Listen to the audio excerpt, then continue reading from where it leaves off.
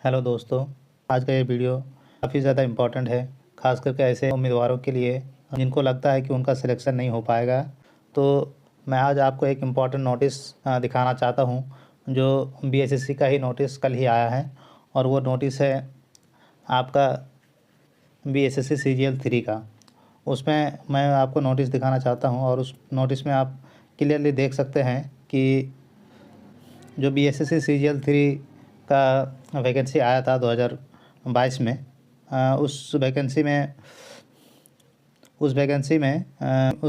लगभग 2200 के करीब सीट थी और इस वैकेंसी में भी कोर्ट केस हुआ था, लेकिन इनका जो कोर्ट केस है वो 3 से 4 महीने में ख़त्म हो गया था। और जैसे ही इन लोगों का कोर्ट केस ख़त्म हुआ, डॉक्यूमेंट वेरिफिकेशन स्टार्ट हो गया। तो आप देख सकते हैं कि जैसे उन लोगों का केस ख़त्म हुआ था तो उन लोगों का डॉक्यूमेंट वेरिफिकेशन 5/10 से 9/10/2023 के बीच हुआ था। जैसे कि अभी सारे जो स्टूडेंट है वो वेट कर रहे थे कि कब फाइनल मेरिट लिस्ट आए। तो फाइनल मेरिट लिस्ट तो अभी आया नहीं है, लेकिन एसएससी ने एक नोटिस निकाल दिया और उस नोटिस में उन्होंने कहा है कि डॉक्यूमेंट वेरिफिकेशन होने के बाद उनको ऐसा लग रहा है कि कुछ जो है पद है वो खाली हो जा रहे हैं, वो खाली रह जा रहे हैं।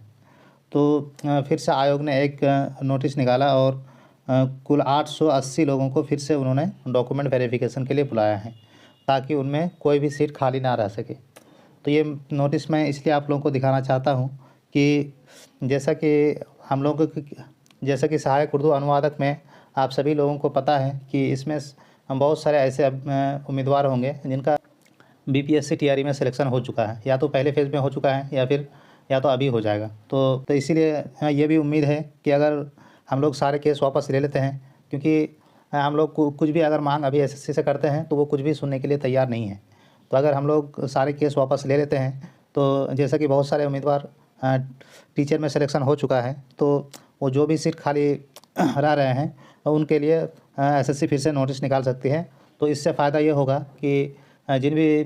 उम्मीदवारों को लग रहा है कि मेरे सिलेक्शन नहीं हो पाएगा, क्योंकि इसमें जितने भी लोग का डॉक्यूमेंट वेरिफिकेशन हुआ है, इसमें ऐसे उम्मीदवार हैं जिनका नंबर सबसे ज़्यादा है और तभी इतने लोगों का जो है डॉक्यूमेंट वेरिफिकेशन हुआ है। तो अगर कि हम लोगों के वैकेंसी में भी बहुत सारी सीट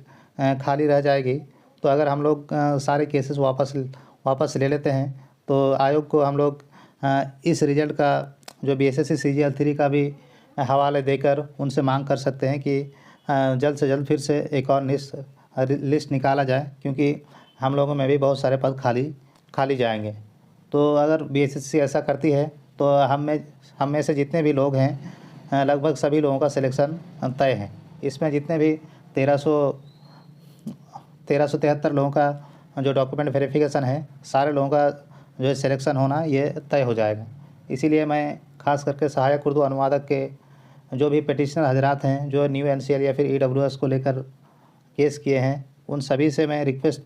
हाथ जोड़ के रिक्वेस्ट करना चाहता हूँ कि आप लोग जल्द से जल्द केस वापस ले लीजिए, ताकि जो है ताकि इस नोटिफिकेशन का सीजीएल 3 का जो दूसरा लिस्ट आया है उसी का हवाला देकर हम लोग आयोग और सरकार से बात करके दूसरी लिस्ट निकाल सकते हैं, और जिससे हम सभी लोगों का सिलेक्शन हो जाने की पूरी चांसेस हैं। तो इसमें सभी लोगों का सिलेक्शन हो जाने की पूरी चांसेस हैं। इसीलिए सबसे पहले हम लोगों को केस ख़त्म करना होगा, तभी हम लोग सरकार से या फिर आयोग से बात कर सकते हैं। जैसे कि आप सभी लोगों को पता है कि हम लोग अभी आयोग से कुछ भी बोलने के लिए जाते हैं तो वो सिर्फ़ और सिर्फ एक ही बात बोलते हैं कि सबसे पहले आप लोग केस हटवाइए,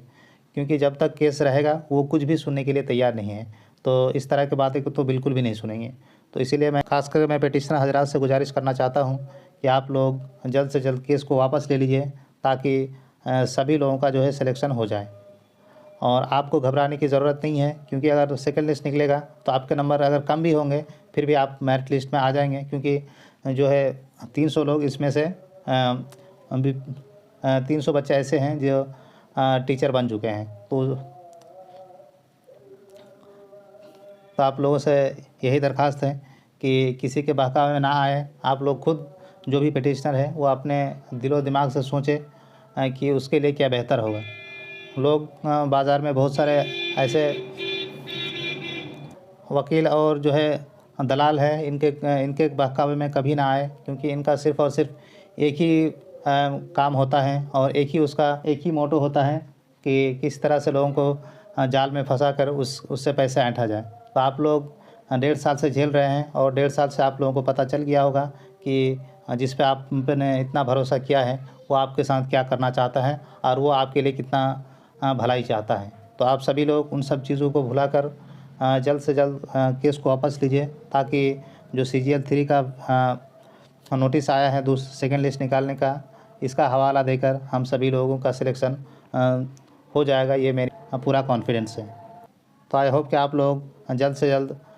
इस पर विचार करेंगे और जिसको भी जो भी पिटिशनर है और उनको समझ में नहीं आता है कि केस कैसे वापस करना है, या हम उसे कुछ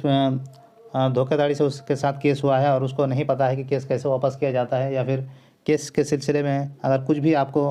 डाउट है तो आप बेझिझक अरशद रज़ा साहब या फिर मोहम्मद आफ्ताब साहब से रब्ता कर सकते हैं। उसका जो है उसका नंबर मैं डिस्क्रिप्शन में डाल दे रहा हूँ, आप उससे रब्ता करके जल्द से जल्द हम लोग अपना जो है सिलेक्शन ले सकते हैं। अस्सलाम वालेकुम।